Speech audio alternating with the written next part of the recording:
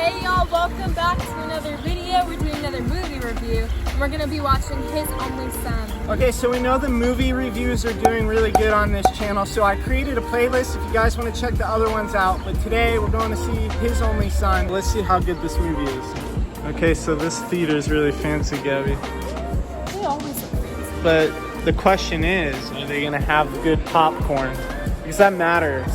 Also, I'm cutting down on the soda, so this is hard for me. I'm not getting soda as I'm going to a movie. And usually when I go to a movie, I have to have a soda, but I'm gonna have some self-control and just get popcorn. My wife's proud of me.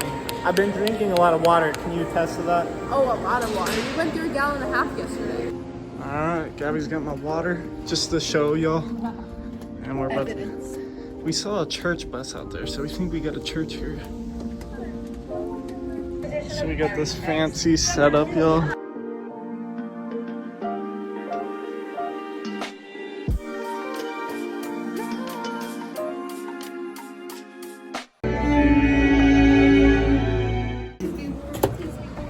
It is warm.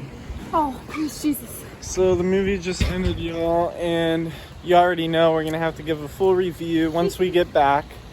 But I would say this is gonna be a tough one because it's one of those movies where you definitely have to know the full story. All right, so we're back to do this review, and honestly, I don't know what all I'm gonna say. I have a few things that I wrote down, and Gabby has some things that she wants to say. So first of all, with this movie, this is one of those movies where you want to actually know the story before you watch it. And even afterwards, you're gonna want to read it again, because as I was watching the movie, I noticed like a lot of the obvious things that are in scripture when it comes to the story of Abraham and Isaac. But then there were some things where I just didn't remember. And so that's why it's important to obviously go test that with scripture and see what scripture says. The first thing that was impressive to me is in the beginning of the movie, there's the gentleman talking on the screen, I forget his name, but he basically talked about the budget of the movie, and I thought that was really impressive because worldly movies do cost a lot of money. Like he was saying like 50 million or something like that, and this movie...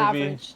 Yeah, it's average, and so this movie was definitely not that budget, but just seeing the cinematics and stuff and how they went about that, I thought it was really well done. And so the second thing that I want to say is when I was watching the movie, I felt like things got better personally in the middle of the movie, and then obviously towards the end. Something that I really liked that they did was they showed the comparison of Abraham and Isaac and Jesus Christ and God. Abraham didn't have to sacrifice Isaac. He came very close, right? As where Jesus was the ultimate sacrifice. He was the Son of God. And so, like, there was a sacrifice that took place, but Abraham and Isaac was the foreshadow of that, which I thought was beautiful.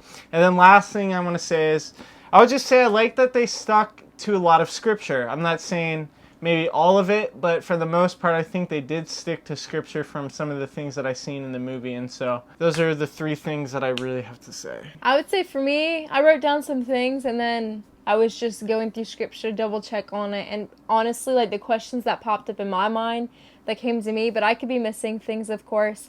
They all checked up basically with scripture. But to bounce off what Dylan was saying, like the budget was less than $250,000, which seems like a lot to us. But in terms of like a movie production, that's like nothing. But I'm telling you, like you couldn't tell. And so God definitely blessed that. Not that it's about cinematics, but it makes it really feel like, you know, you're living in it, you know. I would say for me, obviously, like it really clinged and pulled at my faith because, you know, it's easy for us to honestly like take the word for granted and take the Lord for granted, his presence for granted, because they didn't have that. You know, they didn't just, I mean, of course they could talk to him, but they didn't constantly have a relationship and in terms of how we can have it today. And I feel like a lot of us take that for granted. You know, they didn't even have a Bible. They didn't have any scriptures whatsoever.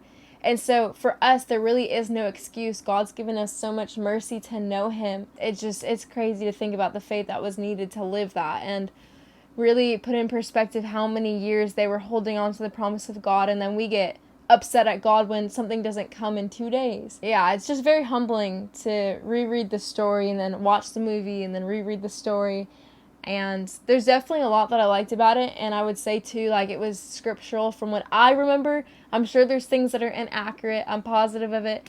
But as far as like the major themes, I'm pretty sure it's pretty aligned, but obviously test it for yourself and double check. I just want to pick up too. It's like, it's nice to actually see movies. I feel like there's been a lot of movies that have been releasing that deal with Christianity, which is something beautiful to see. And yeah, they might not have everything down. And obviously that's important, because when it comes to scripture, yeah, there's certain things that if they don't go off of, then that's a problem. I'm just happy to see people who go to the movie theater, because before following Christ, that's such a worldly thing. People go to movie theaters with their friends, and now people can actually go to the movie theater and watch a Christian-based film, which someday we won't be able to do that, because we still have some freedom here in America, but eventually we're not going to have that. So it's nice to be able to enjoy that right now, and seeing these movies pop out to people and bring some people to the Lord, or at least get people thinking on the Lord. Yeah, I would even say, as of now, like, as Dylan was talking, there's a few little things that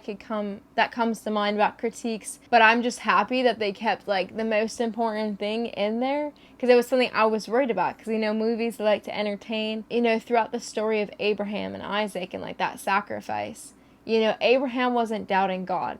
Abraham knew that God could even raise him from the dead. And so I was very happy that in the movie they kept that intact. Yes, it was a struggle and it was hard and he didn't fully understand, but he never went against the Lord and doubted him. Like, he wasn't questioning him. And so that's something that I'm really, really, really happy about. Most people nowadays would run. And speaking of Isaac too, another thing that I liked is the age that they, might have not been accurate, but I just know, and I'm pretty certain that Isaac wasn't this young boy. He wasn't 5. Yeah, and so I'm glad that they at least put someone who is an older age to play that part. That's pretty much all I got to say. Do you have anything else? No, not really.